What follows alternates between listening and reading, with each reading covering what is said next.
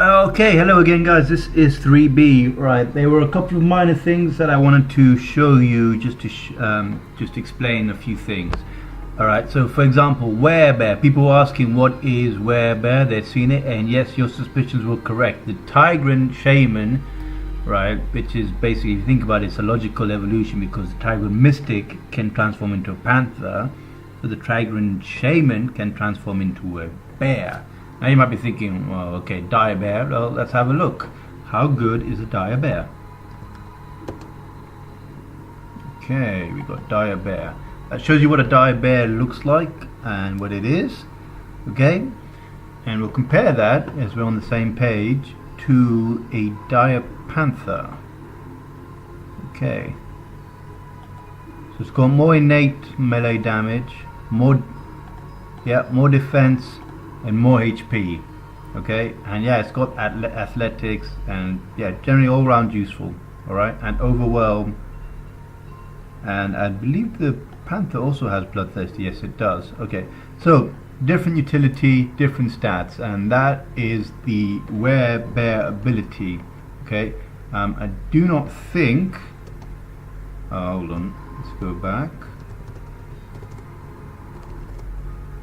I do not think any of the other shamans can transform into anything. Alright, but every shaman is a little bit different. Now you can see there black bolts versus poison bolts. Okay, and they can all awaken spirit, which gives a you've seen this. I'm sure this is in the public beta. It gives a bit of a boost to any animals. Okay, and you get victory rush if you're an orc shaman. The human shaman is your most ordinary one, so it doesn't get anything special, I don't think. Does it? Nope. It's a high elf get. Total awareness for the high elf, but that comes with a little bit extra blight weakness, just to balance things out a little bit. Okay, the halfling shaman gets minor bard skills, but as always, they innate lucky and physical weakness. Okay, so if you're halfling, your units will be happier.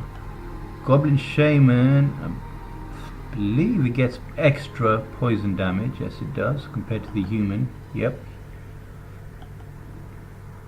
Okay, interesting, you notice that this is one of the few units that has a higher base cost.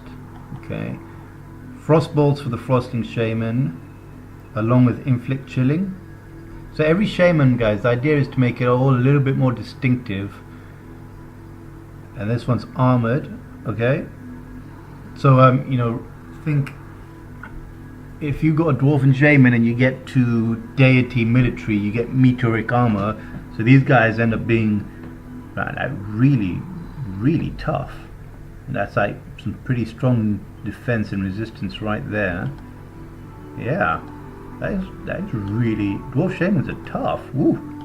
Okay, draconian shamans get 2 different fire ranged abilities.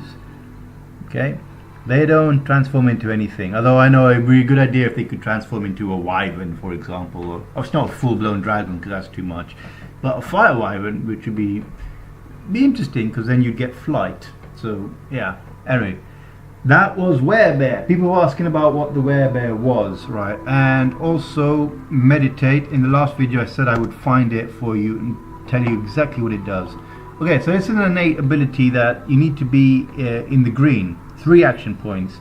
Use it once per battle and it will randomly give you one of those upgrades, one of those buffs, okay, until the end of combat. So pretty useful because it's a free ability. You don't need to do anything for it. Okay, if you recall, the Keeper of the Peace, I think it was Adept, as an ability where all units produced from the target city will gain Meditate. So it's a bit slightly more of a lottery, but everything there is good. Yeah. Okay, right, and let's see if this works. If I go to unit skills and bring up, as promised, the Chthonic Guardian. Okay, alright, I should have gone back first of all. Right, let's look at these stats and abilities first of all. Right, so we'll start with the neutral version. This is the Chthonic Guardian. This is squarely in the middle, alright? And you can see that because it has defensive strikes similar to the dwarfs, right? So the idea is it just takes a position and makes you come towards it, which is why it has pikemen, which give you first strike, and polearm, okay? Dedicated to neutral, so if you're not neutral and you have one of these, you're going to be in trouble. Defender means against extra defense and resistance, which I'm sure you've seen on certain dwarven units, I believe the Crusader. Okay, and then Rallying Cry. Okay, inspired and vigilant for all units within that radius. Okay, and Pike Square, armored shield, flying, magical origin. Okay, and I will let you read the description.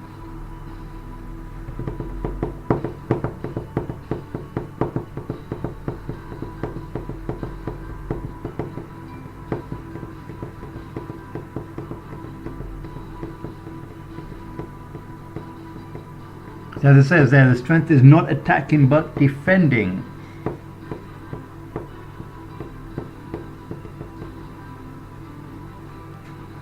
Right, and it did say they're inspired and vigilant. Let's find out what those are.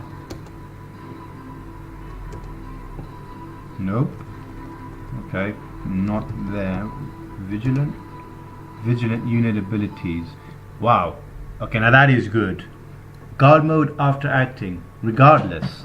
So that's actually a really, really good ability.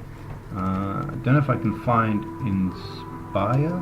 Inspire loyalty. That's a warlord skill. That's not what I'm looking for. It might be under.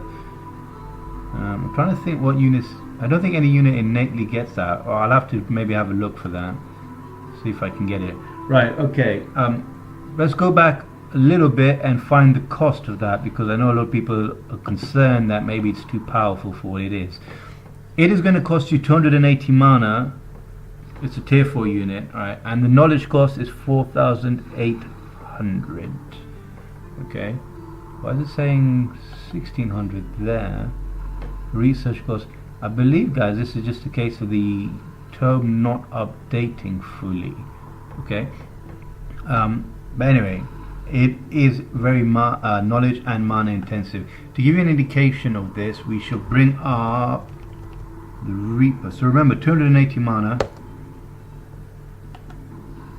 260. So it costs more than a Reaper, right? And a Reaper is a pretty good unit. Okay, what else do we have? A Horn Guard, 240. So it costs more than a Horn Guard and more than a Reaper. And let's bring up a Horror. And more than a Horror, which are your other tier 4 summons. Okay. In terms of research, I mean, it seems like the research all is fairly similar. In terms of research costs, I believe things like the Manticore Rider has slightly less of research cost, but then it's a city built thing. So pros and cons. Are there any other summoned T4 units? I don't believe there are any other summoned T4 units. Okay, apart of course from the other 2 angels. Especially for Epaminondas, let us see if we can get him. Lord of the Deep. This is the new tier 4 unit that comes from the Merfolk dwelling, which is called a Reef Colony. Okay, so this is what he looks like, this is what he does, that's how much he costs. Producible unit. Think of it as a slightly twisted version of King Triton. Okay, you shoot at him and you get hurt if you shoot at him. If you go in to attack him, yeah, you know, you can just slip away and he gets first strike. Okay, because he's covered in water, he's protected from fire, but he's vulnerable to basically being frozen. Okay, the key thing about this guy that I find really, really cool, which I'm sure you saw when Tomos fought them in his video, was the Thunderstorm. This is in effect, it's a spell on a unit, okay, and that's what it's like. More importantly, it's a debuff on everyone else, and it then strikes them. All right, which I think is a pretty cool thing. So that was for family owners who wanted to know what the Lord of the Deep looked like and what it was like. Okay, I'm sure you've read all this.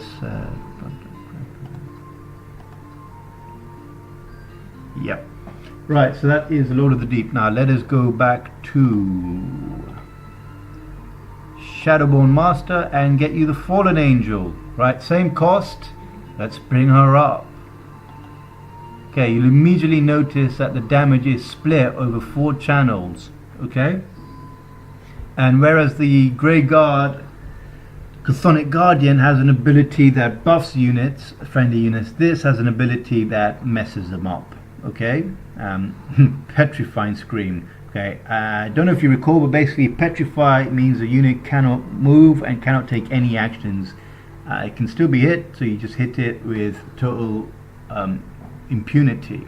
Okay, Life Drain, which is an upgraded version of Life Steal. That's a considerable amount of HP that it takes back with every hit.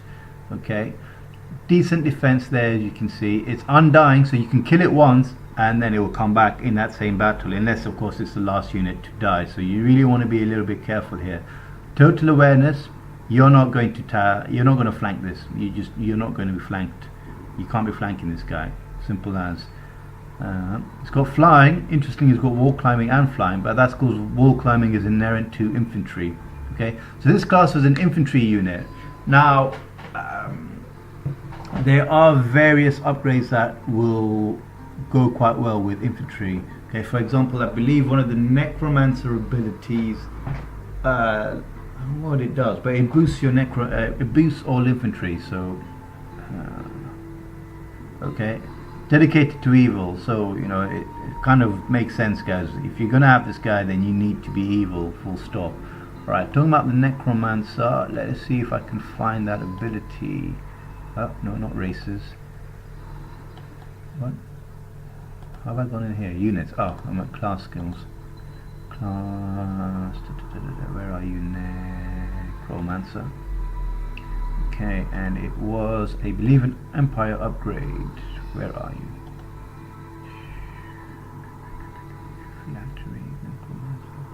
Vampiric Hunger. There it is.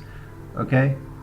Ah, okay, so it's slightly redundant. My bad, guys. It's slightly redundant with Shadowborn Master. Okay, but if you're a Grey Guard or even a good Necromancer, you still get this ability, which it could be quite interesting. Someone was asking, is a good Necromancer a viable playstyle?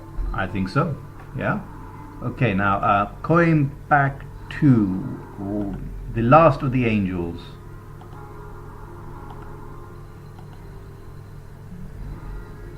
The Archangel. Right. First thing you notice, guys, first thing I notice is that she has inspiring aura innately. So everything in that radius just gets happier. And she has resurgence. Okay, so this isn't undying, okay? It's resurgence, which means after the battle. So you can, this unit can die in battle, but as long as you win, it will come back. Okay? Dedicated to good, which makes perfect sense. Holy Champion. So this is the natural counter to the Fallen Angel, which is fairly obvious, and Blinding Aura. Okay, some people ask, in Blinding Aura, what's the point in, you know, if units are attacking? Basically, guys, it means you can quite easily go to an enemy ranged unit and just blind them and then survive the attack. Okay, now she's classed as a support, so there's some obvious synergy again here, guys. Remember, we've gone pikemen, infantry, and support. Sorcerers, they're gonna like this. Okay, druids as well, all have buffs and abilities that affect support units. Okay, and she's armored as well, so going into a racial thing, if you know, dwarf or whatever, anything that buffs racial units, this is gonna help. Okay, and healing, which makes sense. Okay, and she's got meditate innately. Right. So yeah, she's more of a support, and I'd be quite interested to see how she would fare in a one-on-one fight with the other two, and how the other two would fare against each other. Okay, so that was an overview stat-wise of all the angels, along with a quick look at Werebear and also a look at the Lord of the Deep. I hope that was informative for you guys. Ignore what's going on in the background. This is just me messing around with some various settings and doing a little bit of testing. Hope to see you guys again soon. Bye bye.